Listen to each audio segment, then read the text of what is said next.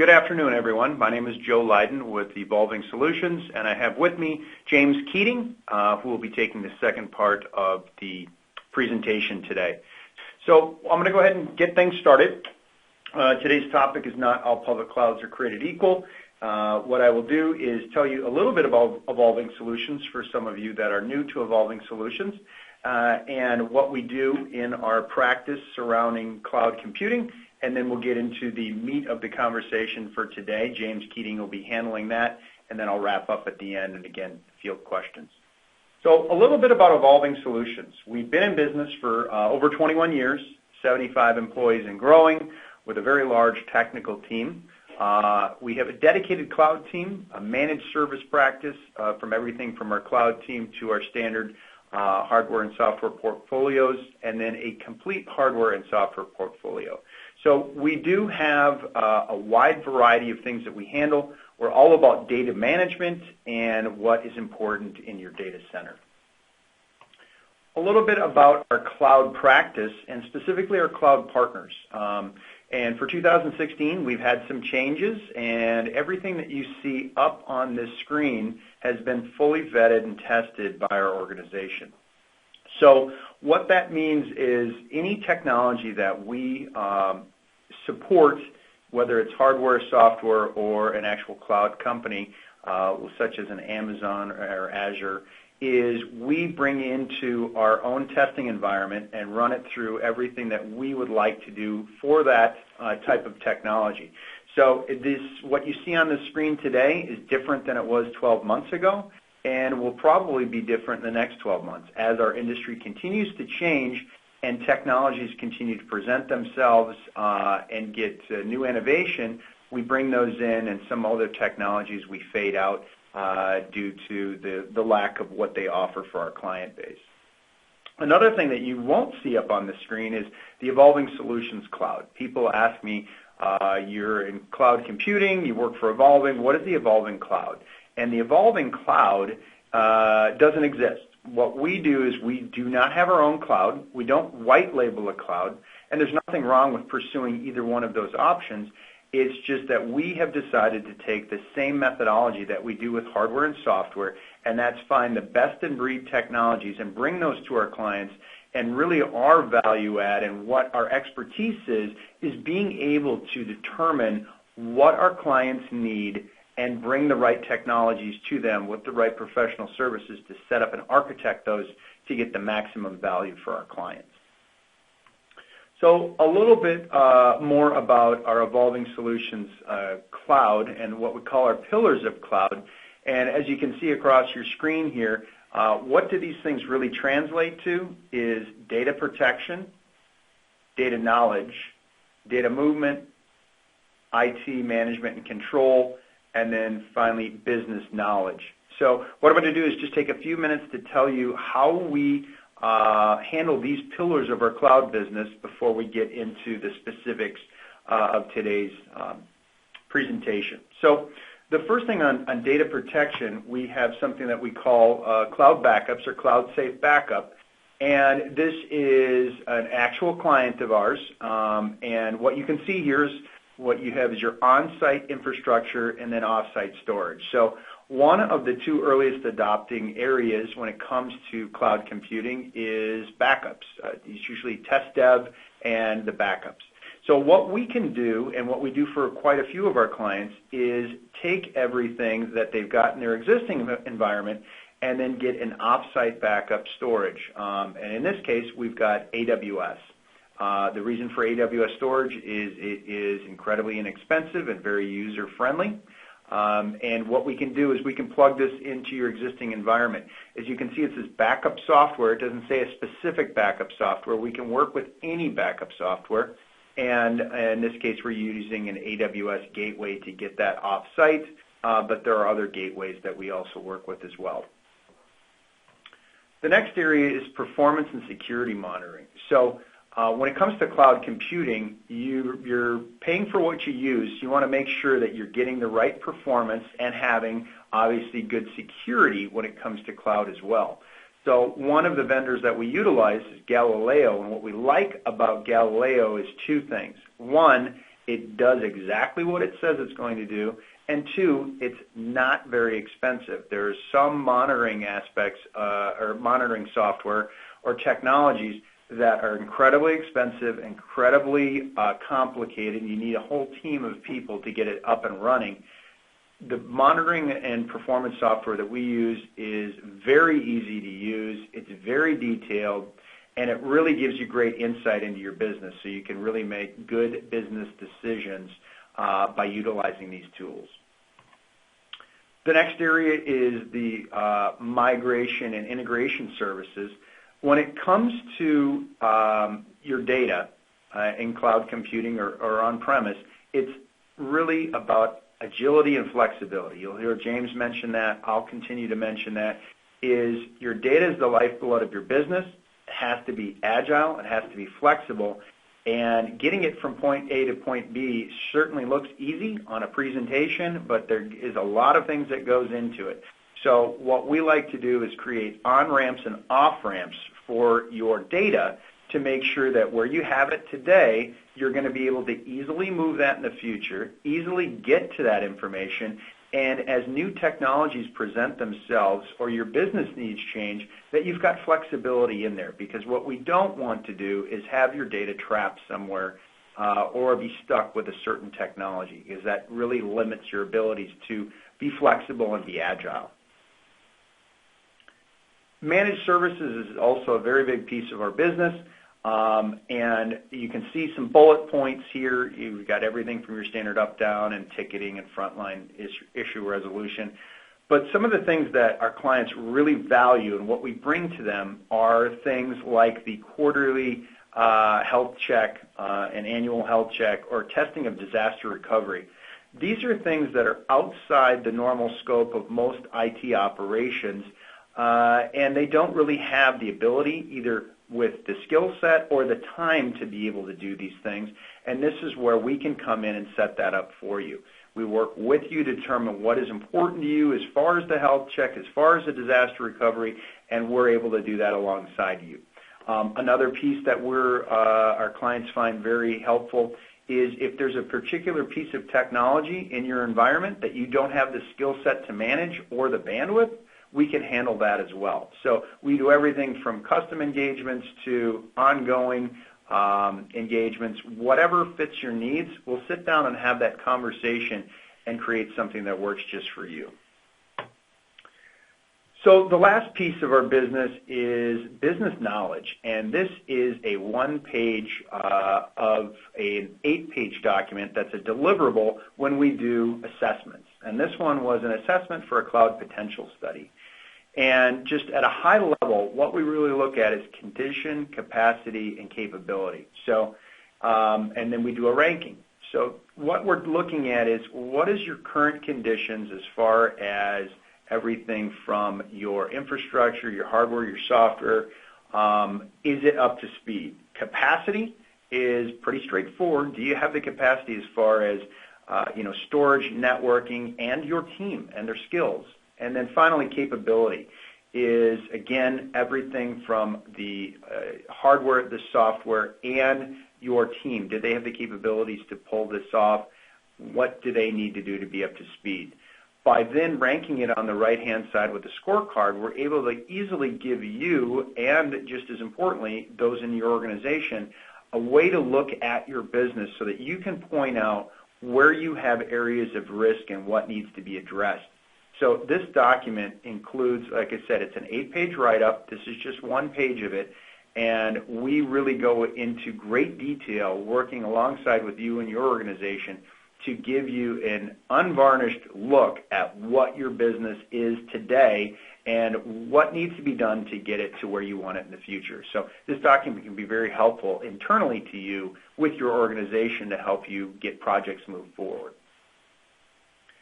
So just a couple last slides before I turn it over to James is, how important is your data? And we constantly refresh this page about every 6 months or so. It comes from IDC. And as you can see, the numbers are very startling, and it is about protecting your data. What you want to do is look at what are probably the two most important things in my organization? One is your people, and the other one is your data. And so this is just a reminder that take your data seriously, make sure it's protected, make sure it's in the right place, flexible, agile, and things will work well for you. So misconceptions about cloud storage. And really, these are some that you've probably heard before. I've heard a number of these and a number of other ones. And the reason why these are commonly talked about in the industry is they've happened to people. Everything from my data will be stuck in a cloud, I won't be able to get my data in a timely manner, to being less secure. These are very easy to avoid if you know what you're doing, and it all starts with a conversation. What we do is sit down with our clients and talk about what is important to you, what are your needs, what are your objectives, and then we can architect the right solution for you. That's everything from getting you the right gateway to get your data from on-prem to off-prem, to selecting the right cloud, whether that's Microsoft, Azure, AWS, Amazon Web Services, SoftLayer, or any of the other number of providers, and then using the right security to make sure that that's all managed. So these are things that are easily avoided as long as you take the time to sit down and have that conversation. So the last slide that I will cover before I turn it over to James is oftentimes we are asked, what are some typical engagements look like? You talk a lot of high-level things. What are some prices? And while a lot of the concepts we talk about, we can't really give specific pricing because it does completely vary on your infrastructure, your needs, what that looks like. But these are two things that are very common that come up. A lot of our clients are either asking us about them or we're currently implementing them. Hosted Exchange is a very hot topic right now. We can do that as low as $7 per mailbox per month. James has got a slide coming up in the future that talks a little bit more about this and Office 365. And then the Galileo performance monitoring I mentioned. So full performance monitoring for under $30 a month. And the beautiful thing about it is it's not just on-prem or not just cloud. It does both, which is critical when you're looking at this piece of the business. So that's it for my piece. I'll wrap up here at the end, but I'm going to go ahead and turn it over to James Keating. Hello, I'm James Keating. So we're going to kind of dive right into this one because we've got a lot of material to cover in the remainder of this presentation. We're going to go through a lot of the different public cloud offerings that are out there and kind of look at some of how they differ from each other. But before we can do that, I'm a definitions guy, so we want to kind of define really what is a public cloud. And so it's basically compute and storage services offered on demand. And it seems like everybody out there has one that they're offering, and they're not all the same. So the word cloud is kind of a misnomer. It should actually really be clouds because they're different. Each cloud is slightly different. So the way that we look at the different clouds is we kind of try to ground ourselves and have principles that are core principles for the cloud team. As Joe mentioned, we have a dedicated cloud team and cloud practice here at Evolving Solutions. And so we look at everything from these two sets of principles. We have our cloud principles and our data principles. And what they're really telling you is that's how we can differentiate what might make sense for which situation and which use cases. So our data principles are basically what we call safe. So that is, make sure that your data is secure, it's accessible and available. And then the key one here is actually the foundational. Because what that really means is however you access that data or get to the data or do any of the manipulations with the data has to be done in a way that's foundational to your business. It can't be disruptive. Cloud should be transformative, not disruptive. So because if it's disruptive or it's hard to use or it doesn't fit in with the tool sets or the skill sets you already have, what happens is people will find ways around the process, and then that actually causes data sprawl, which is actually more risk to your data, and that's something we want to avoid. We also want to make sure things are efficient. That means that we're getting it in the right place at the right time and you can get to it and all that stuff. So we test all of the different cloud options that we would present to you, to any of our clients. We've tested them. We have a team of guys. That's all they do all day long is look for what I call the on-call transistors, places where it's going to break in the middle of the night. And so that's why we say it must be a tested solution. And it also has to provide value for more than one use case. And the reason why is we see a lot of the times when people start using cloud, what happens is it opens up new avenues and new ideas that they want to do that they didn't think they may have wanted to do before, because once you start really seeing how cloud can enable you to do things, it opens up all kinds of new ideas. So you want to be careful that you don't buy something that has a lot of vendor lock-in, or it has there's only one specific niche use case, because then when you figure out that I want to do these other things, you don't have those on-ramps and those off-ramps. So you want to be able to make sure that you get the maximum value out of what you're purchasing in the cloud. And the last bullet point there is really about scale. You have to know how things are going to scale in order to know what use cases are going to work for. So we boil that down by saying it has to provide value for both the small customer and the enterprise. So the person with one server all the way up to the person with like 77 acres full of servers in their data centers across the globe.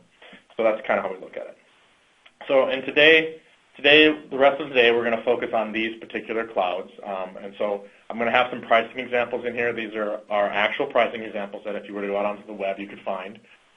Or they're actual pricing examples from customers that we've done. The reason why most of the pricing examples you will see are going to focus in on Amazon and SoftLayer. The reason for that is their prices are published. If you go out to their website, you can easily find the price for this particular server or that particular server. Then that's something you can compare for yourself. So if you were to look across all of the main, what I call the hyperscalers at a glance, you'll see that from the 20,000-foot view, they really kind of look like a wash. They look pretty much like, it doesn't really matter if I picked AWS, if I picked Azure, they're pretty much the same. They might be slightly different here, slightly different there. And that's done on purpose. All of the cloud providers want it to look like that they're pretty much all the same. But when you really start getting down into it, into your particular use cases, that makes all the difference in the world for which one will make the right sense for you. And we're going to go into that today. Before I can go into that, I have to kind of define bare metal. Because if you go out onto the web now and start searching for anything public cloud, you're going to come across the concept of bare metal. And the reason why you're going to see that is because all of the marketing for SoftLayer has that term bare metal in it. And so you're going to see stuff from Amazon responding to bare metal, stuff from Azure responding to bare metal. Well, what is bare metal? It's very simple. It's physical hardware dedicated to you. So think of it as I get 100% of this particular machine is for me. It's not multi-tenant. It is just me. It is a private instance, just like you would have in your own data center, but it's running in somebody else's data center. So think of it as like a colo in the cloud, so to speak. So we're going to go through kind of high-level AWS, SoftLayer, and Azure, and kind of look at sort of the main areas, the pros and cons of each, kind of how they are. And we're going to look at one of the key areas that everybody always comes when they look at cloud, always asks me about, security. How does the security work? And so we're going to dive into each one security model across the board so we can kind of take a look at it. So with Amazon, Amazon's been around kind of the longest. They are a huge ecosystem. They're introducing new services and new features almost daily, it seems like. And they have tons of granularity. I mean, almost anything you could possibly want to do in IT, there's probably some way to do that at AWS. They tend to be the price leader in the public cloud because they have usually more than 10 or 15 ways to do anything in the cloud, and price can change depending on what you're doing. And it is extremely easy to provision. You can provision servers in minutes, and so it's very, very, very easy. The most common complaint we get about Amazon is it has hidden cost mechanisms, and that's why at Evolving Solutions we're here to help you with that. We run a truth in pricing. So what we'll do is we won't give you the rosy, it's going to cost you this much if you were to look out there and see what they tell you. We give you really where those hidden cost mechanisms are and tell you this is where it could cost you more because you're reading your data more often or because you're replicating between sites, for example. It also has a shared security model, and that sometimes breeds fear into security personnel, like, oh, shared, what does that mean? We'll go into that in a second, really what that means. And it is truly a public cloud. You're not going to know exactly where the data centers are. You can get a good idea, but they have these concepts of zones. And you can pick the zone that you have your stuff running in. You can replicate between zones, but it's kind of like a geographical area. So it'd be like saying I'm having my data someplace in the Midwest, someplace in Canada, someplace in the Southwest, or something like that. And the sort of the things that kind of stymie people who are used to legacy IT is Amazon really wasn't originally designed for a purchase order process. It's meant for swipe your credit card and go, and that's kind of how it was done. And there are no barriers to growth. This is, both intentionally done and it's there, if you make an accident. So if you were to go out to Amazon right now, and you already had an account out there, and you were to click, I want a server that has, a ton of memory, a ton of CPUs, and I want to have it now, you click that button, you just got that server. Within 3 to 4 minutes, you're going to have that server, and the clock starts ticking, and you're going to be billed. I mean, that is one of its advantages. You can provision very, very quickly, but there is no barrier to entry. You can basically grow, and you can grow all the time. If you're not paying attention to what's going on, you could actually grow yourself broke, and that's one of those things we want to help you with. And it has since it's been around the longest and it has a very large ecosystem, it kind of has its own language and own style of doing things, which sometimes doesn't fit in with all the operation procedures people have built up over the years, because Amazon kind of has their own way of doing it. They kind of built everything cloud first and didn't really look at how things were done in the traditional data center. They just thought, we're building this new thing, it's going to be done this way. So they kind of have to kind of accept, if you're going to use Amazon, how it kind of works. So security. This is Amazon's shared security model, and the key thing to look at here is the black line. That black line separates who's responsible for what. And so if you think about it, it's very much the way that shared security has been done in the past if you were to have a colo location. The colo provider is responsible for security of the colo. You're responsible for the security of your stuff that resides there. So Amazon says it this way. They're responsible for security of the cloud. You're responsible for security in the cloud. Amazon doesn't manage anything above the line, so that would mean, you're responsible for encrypting your own data. You're responsible for your own key management. You're responsible for all of your own firewall configurations and patching and all that kind of stuff. That's yours. They're going to make sure that their, denial of services are taken care of, and any of those kind of intrusion things, they're searching for that stuff all the time. So they're securing the cloud itself, and you're supposed to secure what's in the cloud. That's kind of how it works. So let's talk about SoftLayer. SoftLayer is IBM's cloud, public cloud that's out there. And so it has this concept of bare metal that we've talked about before, but it also does provide a public cloud. So if you wanted to have a dedicated machine, you could get a bare metal instance, for example, but if you wanted to have just a virtual machine running out there on shared infrastructure, you could do that too. The key difference here, besides the bare metal that SoftLayer has that none of the others have, is it also has this concept of replication between data centers at no charge. So basically, any data that's moving along the SoftLayer backbone is at no charge. So if you're moving your data between Dallas 1 and Dallas 2, or Dallas 1 and Frankfurt 1, those are data center locations, you'll be able to move that data between at no extra cost. And that can actually add up when you're at Amazon or Azure for replicating between zones. They charge you so much per bit that's sent to send between locations. One of the issues with SoftLayer, however, though, is figuring out pricing and figuring out their portal can be confusing because it's a very layered portal. And so just even to try to figure out where I want to put my stuff, because it'll give you the option of deciding which data center, and it'll actually tell you which data center I wanted in Dallas, and you'll know the address of that data center, and you can even get down to like which section of the data center, which pod is my servers in if you were to do bare metal. But the issue with that is you can't easily price because you have to actually decide beforehand, I want to be in this data center and this data center, and then you got to look to see what's available in those data centers before you can price it. So it can get kind of confusing. And the other thing with it is, whereas Amazon may take minutes to be able to get a server up or storage added, it can take days to get your systems from, especially bare metal. Most of the public ones, if you were to like just a shared VM, that might take 8 to 12 hours.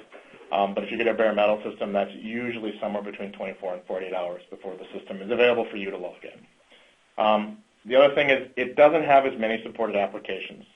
So if you really think about it, it's a little hasn't been around as long as AWS, and it's been kind of more focused on this bare metal concept of sort of taking what we've always done in the data center and kind of translating it to a cloud concept. So it's really purely infrastructure as a service, and it doesn't have a lot of, there hasn't been a lot of like pre-canned applications that are built into SoftLayer. You can add all kinds. There's a huge amount of stuff you can get third party, but they're not directly from SoftLayer. So let's look at SoftLayer's security model. If you look at this picture here, that's really how SoftLayer will talk about it, but what it's actually saying is the exact same thing that Amazon's picture was showing, just don't have that clearly line. So what they're telling you is they're responsible for security of the data centers and of SoftLayer itself. You're responsible for anything that you're doing in those data centers. So the bare metal machines, you're responsible for patching and all the security, all the firewalls, all that stuff.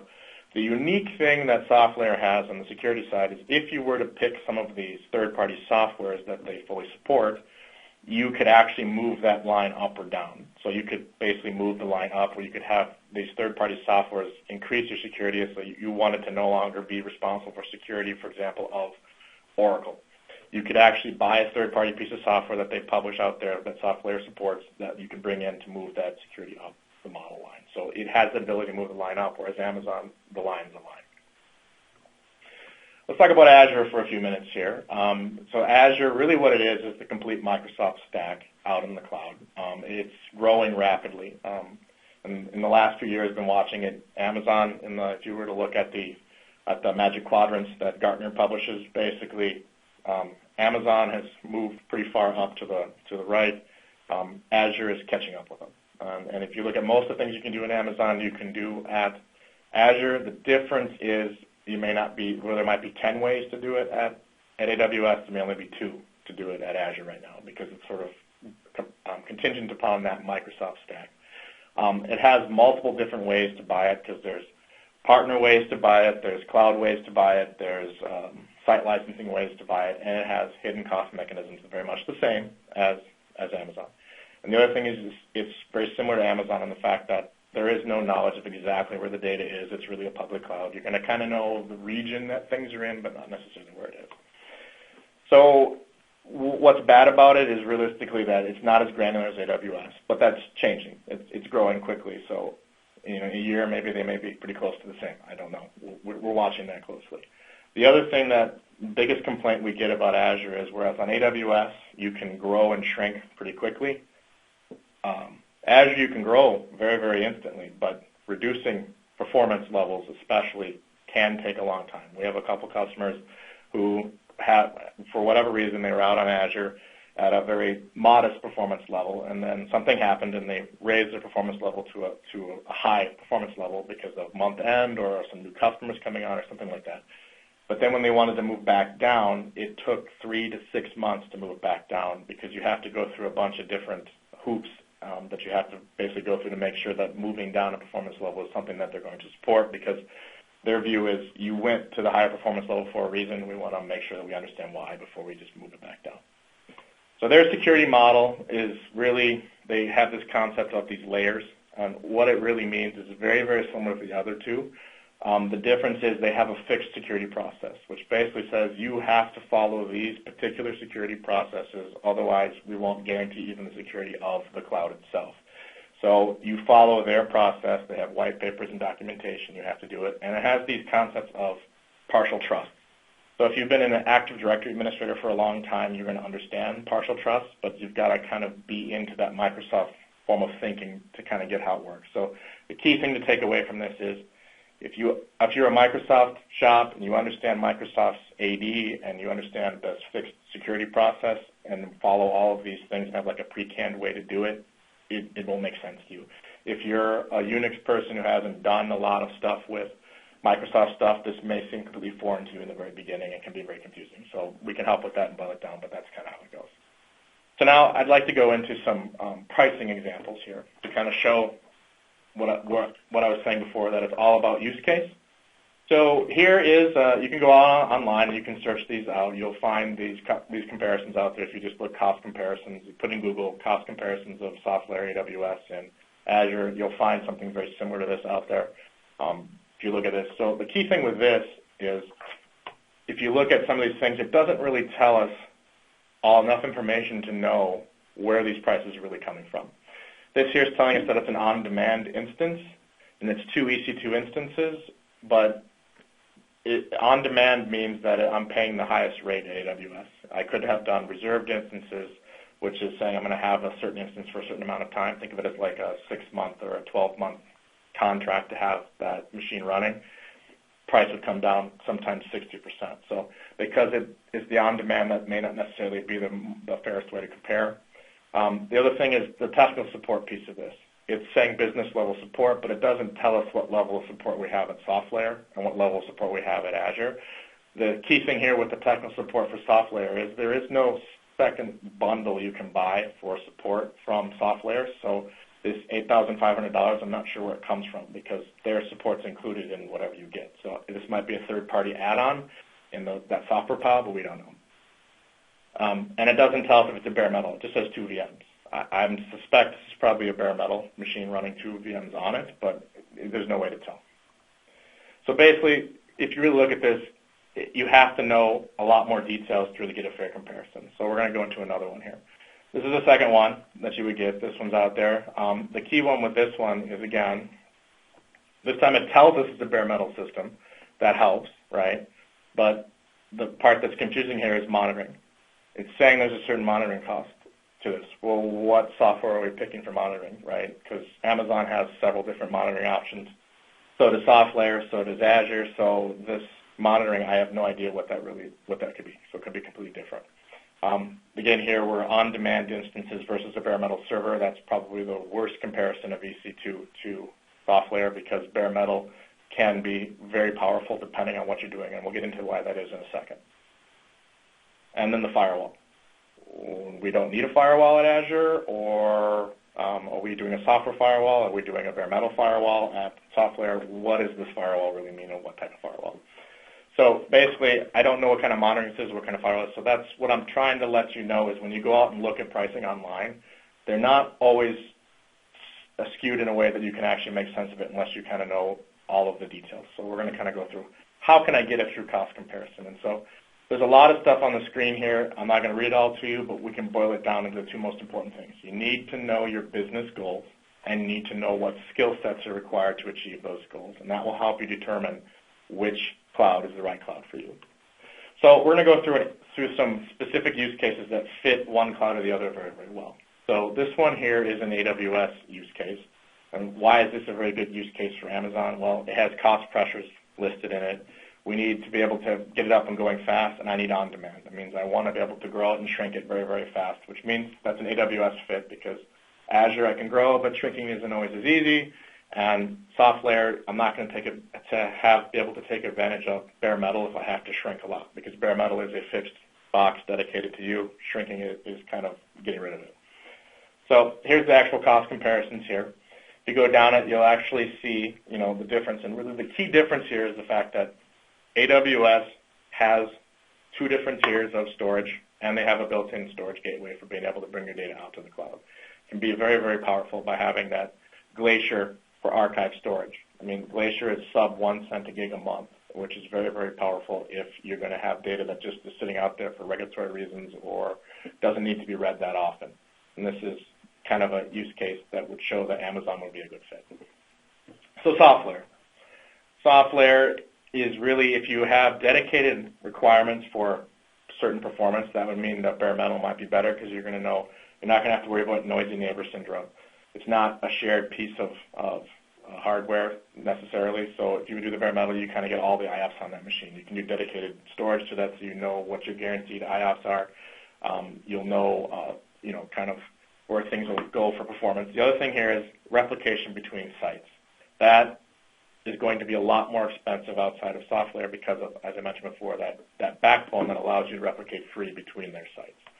So in this example, as you'll see, Amazon isn't always the price leader. Sometimes it can be, but in this particular case, because we're able to do a bare metal machine and we're able to have that dedicated storage with those IOPS that we wanted, and we don't have to pay for the data transfer between, you can look at that. You can see that quickly that the SoftLayer one makes more sense in this particular use case than AWS. And so how does this bare metal thing, why was that very powerful, and what are the problems with that? Well, the slide is showing you a study that IBM did to kind of show the cost savings of their bare metal. The key thing to understand is if you look at like legacy storage, for example, it's kind of very similar. Bare metal is very similar to buying a storage array, and you have a certain amount of shelves on that storage array. It's basically, you can expand within those shelves all you want without really increasing your cost. So if you know what your workload is going to be, you have that ability to kind of use almost all of that dedicated workload without having to worry about running out of space. But if you start running out of space or performance, you can't easily grow. You've got to add that next shelf. And that's kind of the risk with the bare metal. So you kind of have to know where you're going to grow before you can know if bare metal is going to make sense for you. So think of it as, whereas Amazon, I can on-demand grow by small little tiny bits and pieces. I can grow by 1 gig if I wanted to, or 1 terabyte or whatever at a time without having to add entire shelves or entire CPUs or a whole other boxes. Whereas with the bare metal, it's more like traditionally, I have a server and I can use it until I get to about 80% of it, then I should get another server. And so you have these time frames where it's probably less expensive until you hit the wall and have to do a big jump. So think of it as like a stair-step performance ladder kind of thing we've always done in the past. So as Joe mentioned, we talked a little bit about Office 365 and Hosted Exchange. And so we have a lot of people coming to us about this, because if you go out and look at it, there's lots of providers talking about Office 365, Hosted Exchange, and all these different things. And if you look at it, the costs are all over the board depending on what you're looking at. And so what the thing is that you need to know is what level of Office Suite product do you need to use. So if you look at this one here, we have Hosted Exchange, Office 365, E1 version, the Office 365 E3. So as you can see, it makes a big difference knowing which, the only difference between Hosted Exchange, Office 365 E1, and the E3 is the type of Office Suite that you're getting. So with Hosted Exchange, there is no Office Suite. It is just Exchange and Outlook, basically all you're getting. E1, you're getting that same email experience, and you're getting online versions of Word, PowerPoint, Excel, those kind of things.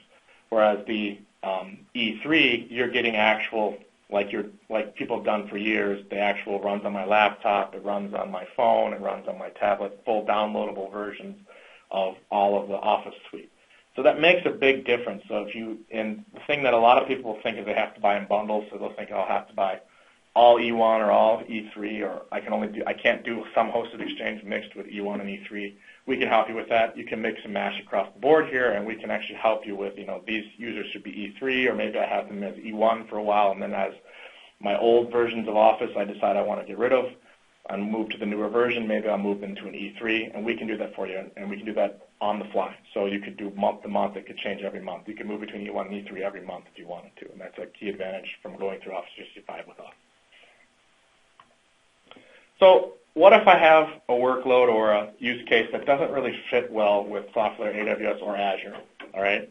Or I want to have full HIPAA compliance where the actual vendor will the cloud provider will sign off and be part of my HIPAA audits with me. Well, that's something we call the boutique cloud, and we've got a few of these we work with. I'm just going to go through really quickly. Faction, which is one of the ones we work with, one of the ones we've tested and we know how they work. They're really if you have Cisco in your environment, NetApp, and so basically UCS, Cisco switches, and your NetApp, it's meant to be in VMware. It's all built on that. So it'll look just the same as in-house, and they are willing to do HIPAA audit documents as required. So you can actually integrate moving VMs with vMotion between. You can snap mirror between. It is a full, just like you would have second set of Cisco UCS at a different location and NetApp systems dedicated to you. And the unique thing is they give you 100% uptime SLA at the hypervisor layer. So what is the problem with that? Well, it only fits you if you're a Cisco NetApp VMware type shop. They do have that customizable security model, and it's pretty much dedicated systems across the board and the uptime guarantee, but that comes with a cost. How do they get that 100% uptime SLA? They get that by actually giving you, when you order so much storage, like as a filer, for example, from NetApp, they're providing 2 of them there. That's how they give you that 100% uptime SLA. So the cost factor can be higher to get that 100% uptime SLA. Also, we're talking weeks to get systems set up. It's more like a colo than it is like a cloud. And at this point, it's only in the U.S., and you have to commit to 1 year in order to be able to buy something from them. So that's kind of where it's at. So I always like to look at things and kind of boil things down to like what word would I think of for each of these providers. So if you really think about it, agility, that is the key factor for both AWS and Azure. You want to be agile, then that's really where you would go with Amazon and Azure. And it takes 1 to 4 minutes to provision stuff out there. It's very, very fast. SoftLayer is really more about performance and control. I really want to know what my performance is going to be. I want to have control over this. I want to know I have this particular box and there's no, that kind of a thing. But it can take 48 hours to provision things. So realistically, performance is your key factor there. And Faction is really about customization as long as you fall within their band of what customization can be. It can be any, like Ford used to say, you can have any color you want as long as it's black. You can have any storage you want as long as it's NetApp. But that's kind of the way it goes. But we have other ones too. I just put this on as an example of, you always hear about Amazon, you'll always hear about Azure. Are there other things out there? And yes, there are, and we know about those well. So to sum up my portion of today's presentation is, again, everything comes back to this concept of safe. We want to make sure that everything is secure, that it's accessible and available, and that it's foundational with what you're doing, and that's efficient. So this one here, we have the foundational listed out particularly for storage, but it doesn't have to be for storage. It can be for the way your servers are down to the hypervisor level. Each of the clouds uses different hypervisors. Amazon's based on AMI. Hyper-V is what Azure uses, and SoftLayer has a choice of Zen or Hyper-V, and that can make a big difference on your choice of which one to use. And so I just want to wrap things up by saying we understand a lot of the different clouds. We can help you customize what you need and help you know where you should go to get the best bang for your buck in a cloud environment. Joe? Thank you, James. Very good information. So we are at the end of our presentation here. What I'd like to do is just share two last slides with you. People often want to know if they haven't really gotten into a particular cloud provider, cloud computing, what does it look like? How does it work? What would it look like for me? Or I'm already using AWS, but what does SoftLayer look like, or vice versa? So what we're offering to our clients and people that attend our webinars and seminars is an opportunity to test drive one of these. So what I'm going to do is follow up with everyone on the call individually after with an email thanking you for your time, a replay of this presentation, and also my contact information, and we could set up a call or an in-person meeting and walk you through how we can get this set up for you. Very simple and easy to do and at no cost to you. The last slide that I have is more benefits from AWS. So a question that we constantly get is, I'm already an AWS customer, and I'm looking at working with you on a particular engagement. How does that work? Would I continue to buy through AWS? How would you help me architect? Are there any benefits to going through you? And here are the simple points. Number one is, if you're already an AWS client or you're going to be a new AWS client, you will have full access to your AWS account, but the billing would come through Evolving Solutions. By allowing the billing to come through Evolving Solutions, you're going to get these benefits at no additional cost that you can't get direct from AWS. Purchase order billing, normal credit cards. We're able to link multiple accounts together, whereas at AWS they can only nest, that's what it's called, nest two. So if you have more than two, you have account sprawl, so to speak. We're able to give you historical usage. AWS is only going to give you 30 days at a time. We'll keep everything going back from day one, and what that is, why that's important to you is better historical data gives you better insight into how to utilize AWS in the future, and we can save you a lot of money by getting you on the right performance levels. And then finally, business line support. This is something that AWS charges you, and it charges you 10% of your monthly spend. So simply put, you have a $5,000 a month AWS bill. They're going to charge you $500 a month for business level support. Because we're an AWS business partner, we get that included, and we pass that along to you at no additional cost. So a lot of benefits that we can do for you on your AWS spend and help you save money. So that does wrap our call. Like I said, number one, thank you all for your time today. It's greatly appreciated. And number two, look for an email from me tomorrow with a replay of this, thanking you for your time, my contact information, and let me know if you would like to test drive a cloud and or just set up a call and have a conversation about something more specific to your environment. But that ends today's call. I thank you for your time, and everybody have a great afternoon.